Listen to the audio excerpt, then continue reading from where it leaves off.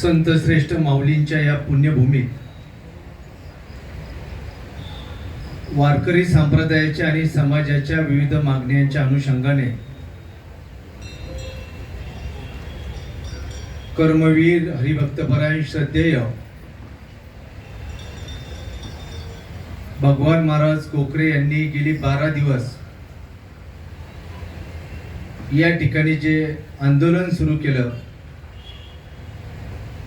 त्या आंदोलनाला पाठिंबा आणि त्यांच्या मागण्या सरकार दरबारी मान्य करून घेण्याच्या करता या व्यासपीठावर उपस्थित असलेले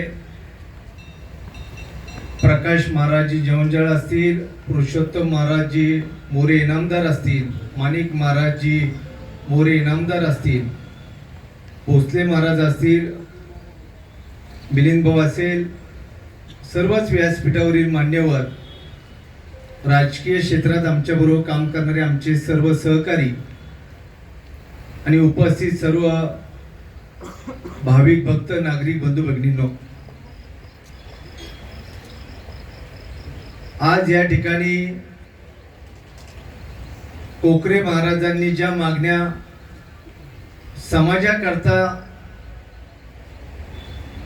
उपोषण करून सरकार दरबारी याची दखल घ्यावी म्हणून मागणी केली. एक राजकीय क्षेत्रात जरी आम्ही काम करत असलो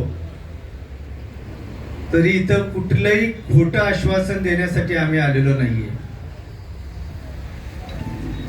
महाराजांची जी भूमिका आहे तीच आमची भूमिका आहे हेच सांगण्यासाठी आम्ही या ठिकाणी आलेलो आहोत.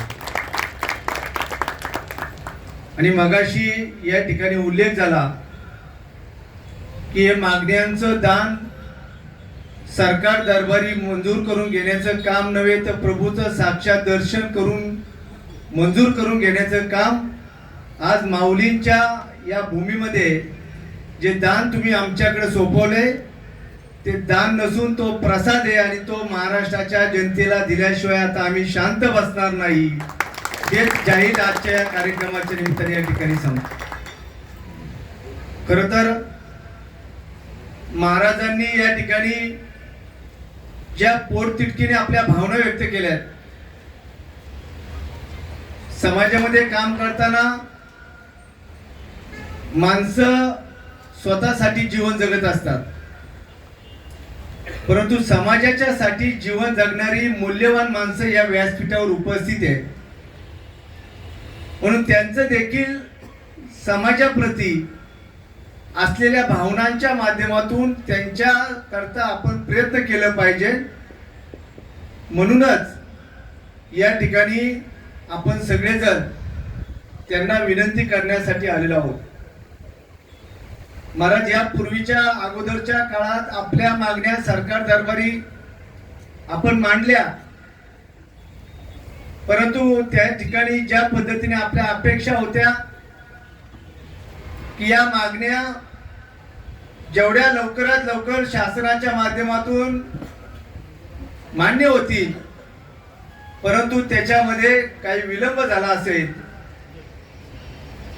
तर मी या राज्याचे मुख्यमंत्री माननीय एकनाथजी शिंदे साहेब असतील, उपमुख्यमंत्री माननीय देवेंद्रजी असतील, अजितदादा असेल, सरकार असेल,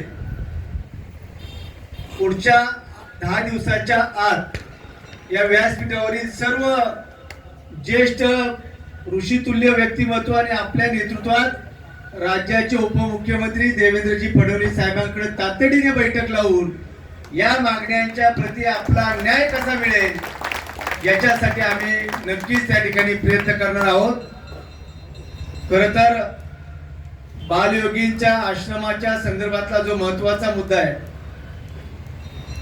महाराजांची माझी भेट मावळमध्ये एका कीर्तनाच्या निमित्ताने झाली आणि महाराजांनी मला सांगितलं की मी तुमच्याकडे काही पेपर त्या ठिकाणी देणार आहे आणि त्या संदर्भातल्या अनेक अडचणी देखील त्यावेळेस मला त्यांनी सांगितल्या होत्या परंतु या सगळ्या मागण्या माऊलींच्या दरबारी मिळणार म्हणूनच आज हा योग असेल. म्हणून जवंजाळ महाराजांचं आणि सगळ्या वारकरी शिक्षण संस्थेचं आपल्या सर्वांचं श्रद्धास्थान जे आहे ती वारकरी शिक्षण संस्था. म्हणून शांती ब्रह्म मारुती बाबा कुरेकरांच्या बाबतीतली जी आपली मागणी आहे, मी महाराज आपल्याला अगदी विश्वासाने सांगतो की आता पंतप्रधान नरेंद्रजी मोदीच्या दरबारात कुणालाही वशिला लावावा लागत नाही. या देशातल्या ज्या व्यक्तिमत्वाने या देशाच्या साठी कार्य केलं त्यांचा सन्मान त्या ठिकाणी झाल्याशिवाय राहत नाही. हा या देशाचा नवीन इतिहास तयार झालेला आहे. म्हणून आज या ठिकाणी या कार्यक्रमाच्या निमित्ताने मी पोलीस अधिकाऱ्यांना देखील सूचना करतो, वारकरी शिक्षण किंवा वारकरी संप्रदायाच्या माध्यमातून काम करणारी आमची सगळी मंडळी हे राज्यातले नव्हे तर देशातल्या सर्वोच्च स्थानी असणारे व्यासपीठावरची मंडळी आहे. आणि त्यांच्या भावनांना जर आपण दुखवण्याचं काम केलं तर सरकार दरबारी याचं आपल्याला उत्तर द्यावं लागेल. कारण त्यांना कुठला त्रास होऊ नये याच्यासाठी आपण सगळ्यांनी नक्कीच त्या ठिकाणी काळजी घेणं, त्या ठिकाणी कायदा शांततेच्या बाबतीत जसं आपण काम करतो त्याप्रमाणे आपल्याला काम करावं लागणार आहे. इंद्रायणी नदी सुधार प्रकल्पाच्या बाबतीतला मी साक्षीदार आहे म्हणून त्याचा उल्लेख करतो. पुणे महानगर प्रदेश विकास प्राधिकरण महाराष्ट्र सरकारच्या पर्यावरण खात्याचा राज्यमंत्री असताना आम्ही इंद्रायणी नदी सुधार प्रकल्पाचा एक आराखडा तयार केला गेला.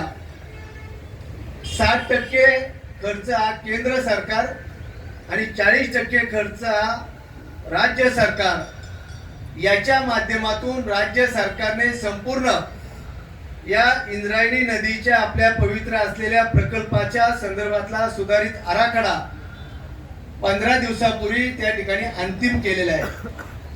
आणि आपल्या शुभ हस्ते या आराखड्याची प्रत ज्यावेळेस माननीय आपण देवेंद्रजी आणि एकनाथ शिंदे साहेबांकडे अजितदादाकडे जाऊ, तो आराखडा केंद्राकडे मंजुरीसाठी पाठवण्याचा निर्णय राज्य सरकारने घेतलेला आहे आणि लवकरच तो आराखडा त्या ठिकाणी जाणार आहे. त्यामुळं येणाऱ्या काळात आपली इंद्रायणी पवित्र नदी ही स्वच्छ करण्याचा उपक्रम या ठिकाणी येणाऱ्या काळात आपल्याला करायचा आहे. गोशाळेच्या संदर्भातलं जे काही आपलं निवेदन आहे, त्याचबरोबर आपण गुहागर तालुक्यामध्ये MIDC मध्ये ज्या जागेचा विषय आणि त्या ठिकाणी जे बिल आपल्याला दिलंय खेड तालुका, त्या खेड तालुक्यातली गोशाळा MIDC ची जागा याची प्रत आजच आपण जर आमच्यापर्यंत दिली तर राज्याचे ऊर्जा मंत्री देवेंद्रजीचे, त्यामुळे त्यांच्याकडून या संदर्भातला आपण न्याय घेण्याचं काम या ठिकाणी करू. शाळा कॉलेज वारकरी शिक्षण संस्थेच्या माध्यमातून त्याचं शिक्षण दिलं गेलं पाहिजे. मला विश्वास आहे समान नागरी कायद्याच्या संदर्भात उत्तराखंडमध्ये कालच त्या ठिकाणी समान नागरी कायदा त्या ठिकाणी झालेला आहे आणि देशातला समान नागरी कायद्याच्या संदर्भातलं मी भाष्य करणं आता उचित नाही, परंतु योग्य वेळी योग्य स्वरूपाची पावलं सरकारच्या माध्यमातून त्या ठिकाणी चालू आहे. परंतु महाराजांचा आवाज त्या ठिकाणी राज्याचे मुख्यमंत्री उपमुख्यमंत्री यांच्या माध्यमातून आपण देशाच्या पंतप्रधानांपर्यंत पोहोचवण्याचं काम करू, हा विश्वास आजच्या या उपोषणाच्या निमित्ताने आपल्याला सांगू इच्छितो. 2019ला या देशामध्ये नवीन शैक्षणिक धोरणाच्या संदर्भातला एक आराखड्याचं काम सुरू झालं. 2024ला ज्यावेळेस संपूर्ण देशामध्ये जून मध्ये शाळा सुरू होतील त्यावेळेस संपूर्ण देशात नवीन शिक्षणाच्या धोरणामध्ये आमूलाग्र बदल ते कायद्याच्या माध्यमातून मंजूर करून येणाऱ्या काळात होतील याच्यावर काम चालू आहे. म्हणून येणाऱ्या काळात या सगळ्या भविष्याची नांदी आज कर्मवीर भगवान महाराज कोकरेंच्या या उपोषणाच्या माध्यमातून महाराष्ट्रातच नव्हे तर देशाच्या हिताचं हे उपोषण असेल, हा इतिहास या ठिकाणी लिहिला जाईल. म्हणून महाराजांना आज आवर्जून या ठिकाणी विनंती करतो की आपल्या बरोबर आम्ही सगळी मंडळी आहोत. सरकार दरबारी याचा नक्कीच त्या ठिकाणी पाठपुरावा करण्यासाठी जे तुम्ही प्रसाद आमच्याकडे दिलाय ते पूर्ण होईपर्यंत मी या पाठपुरावा करण्याचं काम नक्कीच सरकार दरबारी करेल. मी भोसले महाराजांचा एक उल्लेख फक्त या ठिकाणी करतो. 14 जूनला ज्यावेळेस पंतप्रधान नरेंद्रजी मोदी साहेब आपल्या देहूमध्ये आले होते, त्यावेळेस तिथे 1 लाख भाविक भक्तांना अन्नप्रसाद मोफत देण्याचं काम करणारी संस्था जर कोणची असेल तर भोसले महाराजांच्या नेतृत्वात इस्कॉन संस्थेने त्या ठिकाणी सगळ्यांना त्या ठिकाणी अन्नप्रसादाची व्यवस्था केली. आम्ही सगळी मंडळी वारकरी शिक्षण संस्थेच्या या अद्भुत सोहळ्यामध्ये सहभागी होत असताना आमच्या अनेक नगरसेवक या ठिकाणी उपस्थित आहेत. मारुती बाबा कुरेकरांनी आम्हाला त्यावेळेस आदेश दिला की आळंदीतल्या वारकरी शिक्षण संस्थेच्या 3 एकर जागेवरचं पार्किंगचं आरक्षण त्या ठिकाणी निघालं पाहिजे.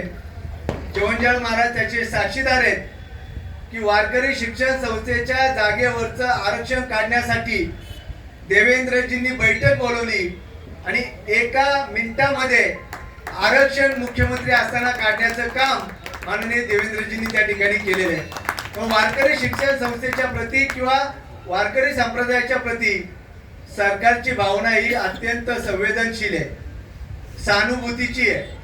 त्यामुळे येणाऱ्या काळात निर्मल वारीचं जसं कार्य आपण हाती घेतलं, पालखी मार्गाचं कार्य जसं आपण हाती घेतलं, हे सगळं वारकरी संप्रदायाच्या माध्यमातून हिंदू राष्ट्राच्या निर्मितीचा जे नवीन कार्य सुरू झालेलं आहे ते जगातल्या एका अद्भुत कार्याला आपण सगळेजण साक्षीदार असणार आहोत. येणाऱ्या काळात हे राष्ट्र हे जगातलं सर्वोच्च राष्ट्र करण्याची ताकद वारकरी संप्रदायाच्या माध्यमातून या ठिकाणी आहे. म्हणून राजसत्ता आणि धर्मसत्ता जर याच्यामध्ये श्रेष्ठ कोणची असेल तर आमची धर्मसत्ता ही सर्वश्रेष्ठ आहे आणि तिच्या चरणी राजसत्तेला नतमस्तक व्हावं लागतं. म्हणून आज आम्ही सगळेजण महाराजांच्या चरणी नतमस्तक होतो. राज्य सरकारच्या माध्यमातून या आपल्या मागण्या मान्य करून घेण्याचं काम या ठिकाणी करतो, हा विश्वास देतो. आणि महाराजांनी या ठिकाणी 12 दिवस चालू असलेलं उपोषण या ठिकाणी सोडावं अशी आपल्या सर्वांच्या वतीने माऊलीच्या चरणी प्रार्थना करून महाराजांना विनंती करतो. रामकृष्ण हरी.